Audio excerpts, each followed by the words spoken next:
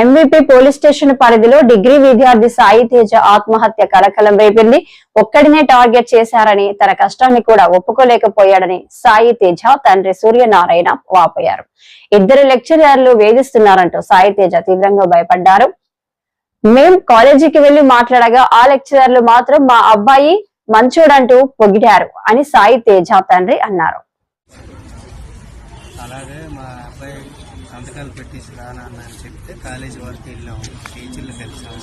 కొంతమంది పెట్టమండి, ఏదో మామూలు చేస్తా అంటాం కదని చెప్పి వాళ్ళు పెట్టడం జరిగింది. ఈలోగా వాళ్ళు కాల్ చేయడము, లేకపోతే ఇంటికి మరి అబ్బాయి ఇంటికాడ ఉండిపోయాడు కాబట్టి ఇంటి దగ్గర నుండి వీళ్ళు కాల్ చేసి చెప్పి మీ నాన్నలు వస్తే మాకేం భయమా లేకపోతే ఏమైనా కాల్ చేసి బెదిరించారో మాకు తెలియదండి ఆ విషయం. అయితే పిల్లలు మళ్ళీ ఇది ఆడు ఉరుకోసుకొని తర్వాత ఇదంతా జరిగిన తర్వాత ఈ మీడియా ఇవన్నీ రానిచ్చి ఈ కాలేజ్ స్టూడెంట్ బెస్ట్ ఫ్రెండ్స్ అన్న వాళ్ళు ఉన్నారు కదా, వాళ్ళు వచ్చి ఈవిడ ఆడి మీద టార్గెట్ పెట్టుకున్నారు.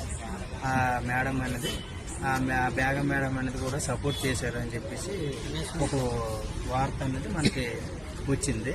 అది మాత్రం పక్కా వాస్తవం అంటే, ఎందుకంటే అందులో ఈ సెల్లో మెసేజ్లు ఇవన్నీ కూడా జరిగాయి. తను చనిపోకముందు మీకు మెసేజ్ గానీ ఏమైనా ఏం పెట్టలేదు సార్, ఫోన్ గానీ ఏమైనా చేశారా? అంటే నిన్న ఇక్కడ ఇవి జిరాక్స్లు ఏవో ఇచ్చి మేడం పెడితే చూసింది అడగని రిప్లై ఇవ్వలేదు. నాన్న పెట్టిస్తే సంతకాలు నాకు ఫ్రీ అయిపోతాను, వాళ్ళు ఎందుకో నాకు టార్గెట్ చేస్తున్నారు, మరి నాకు తెలియట్లేదు అంటే ఏ విషయమైనా ఆడు చెప్పుకోలేకపోయాడు అనమాట. నాకు మాత్రం తల్లిదండ్రులకు చెప్పుకోలేకుండా ఉన్నాడు.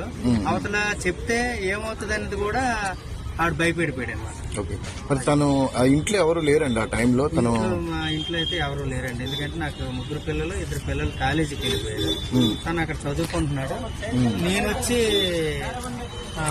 బయటకు వెళ్ళేవాడిని సంతకాలు పెట్టించి మా బావగారండి, మా బావగారిని కూడా తీసుకొని వెళ్ళి మా మిస్సెస్ వెళ్ళామండి. మా బామ్మది నేను మా చెల్లి వెళ్ళాం. పేరెంట్స్ అందరూ రమ్మని రోజు వెళ్ళాం అక్కడికి. నాకు మా మేనల్కి చనిపోయిన కుర్రోడు అయితే నాకు ఫైల్స్ అన్ని చూపించాడు, బుక్లన్నీ ముందు రాశాను. మా అయ్యా ఇట్లన్నీ రైట్. ఎన్ని గంటలకు కలిసారండి తను? 11:30కి మేము వెళ్ళామండి కాలేజ్ కాడికి. కాలేజ్ దగ్గరికి ఉదయం 11:30కి వెళ్ళాము. 11:30కి వెళ్ళి 11:45కి కాలేజ్ కాడి నుంచి నేను ఫోన్ చేశాను మా మేనల్కి. 11:45కి ఫోన్ చేశాను.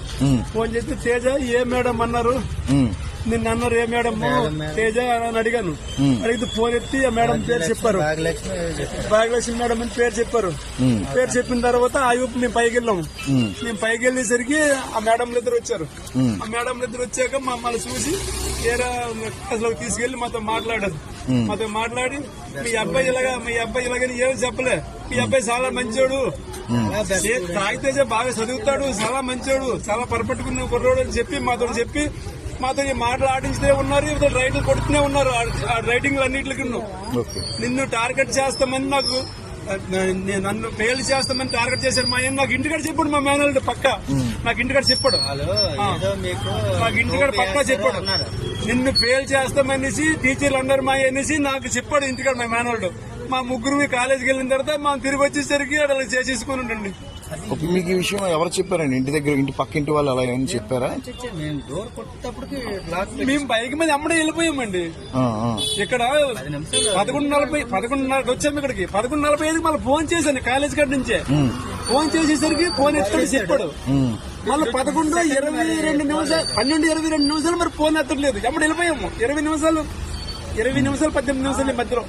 ఓకే, తలుపులు బద్దలు కొట్టారా? నేను మా బండి ఆపి మేము వెళ్ళిపోయేసరికి లంప పరిగెట్టి కోలాడుతుంది. తలుపు తీస్తాను తేజ అనేసి అలా తలుపు కొట్టి తిరిగి ఆవిడ పడిపోయింది. ఆవిడ చూసి